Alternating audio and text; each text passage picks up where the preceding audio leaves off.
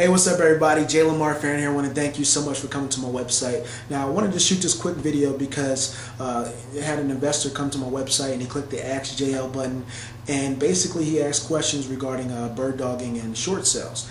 And so I want to go ahead and answer that question in this video. I also want to answer another question where another investor asked a question about, how to find investors to bird dog for. So I'm going to answer both of those questions right now. The first question I want to answer is from Douglas Haston. He said, JL, I read the article you did in Bigger Pockets on bird dogging. It was a very good article for someone like me just starting out. I have a question about getting paid with short sales. Does the bird dog get the 10 or so items and information you mentioned and pass along to the investor, or does the bird dog go the extra step and get the hardship letter, the documents, etc., etc.? Also, is payday for the bird dog when the investor closes on buying the house or after rehab and reselling? Your input is greatly appreciated. Again, that was from Douglas Haston. Well, Douglas, here's the deal when it comes to short sales. All right, first of all, you got to understand that short sales is going to take you a lot longer for you to get paid. All right, it's going to take a lot longer, and the reason I say that is because on average, on a good deal, you're looking at about 3 to 4 months as far as that deal being able to get closed. Whether the investor is going to actually buy right out or whether he's going to actually do a short sale flip, and I'll explain to you why that's important to you in a minute. All right. Second thing you need to understand is that a bird dog's job is to only locate properties. All right. So if you have to go above and beyond that job, then technically, in my opinion, you should be getting paid a lot more. All right. On average, you'll probably get paid around $500 to $1,000 for locating a good property and a good deal for other investors. However, if that investor wants you to go out and get the hardship document, the financial statement, and basically all the other documents that complete what's called a short sale package, then you're probably going to ask for more money.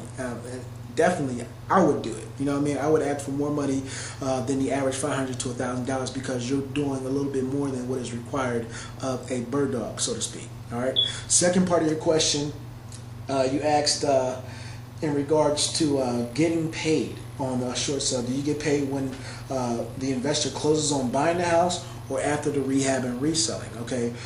First of all, it depends on how the investor is actually buying the property. Okay, what type of investor are you working with? Are you working with an investor who's going to buy the property right out, or are you working with an investor who's going to buy that property and resell it to an end buyer? Okay, the thing is that you need to be able to understand that up front so that you know when you get paid. All right, so you have a retail investor. It's a very simple transaction. He makes an offer to the bank accepts his offer, he buys the property, that transaction is closed.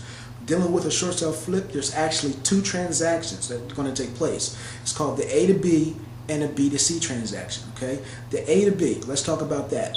A is the seller, B is the investor. So A to B is when the seller will sell to the investor. All right, the investor is actually going to buy the home from the seller.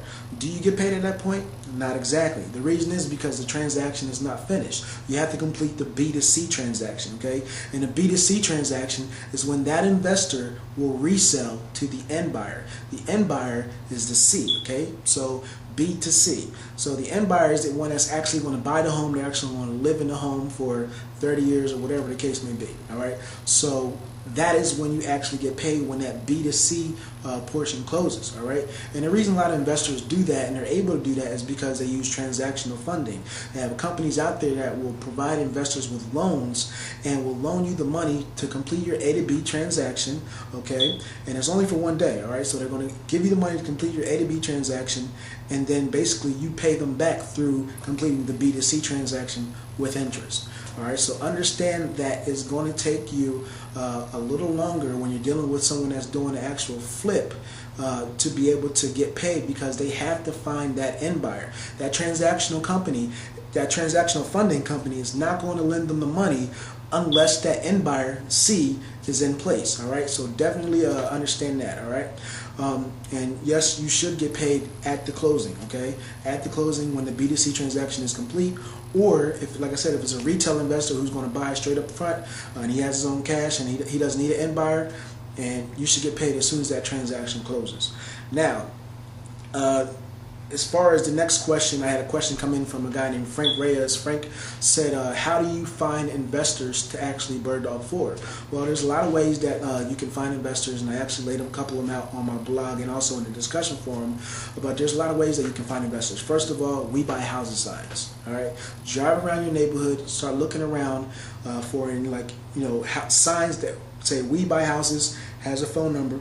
Boom, there you go. Start writing down these phone numbers and start calling these investors. Why do you want to do this? Simple, because those investors are looking for properties, all right? And as a Birddog, your responsibility is to find properties for investors. So it makes complete sense to contact these guys and be able to help them find good deals and get paid on average $500 to $1,000.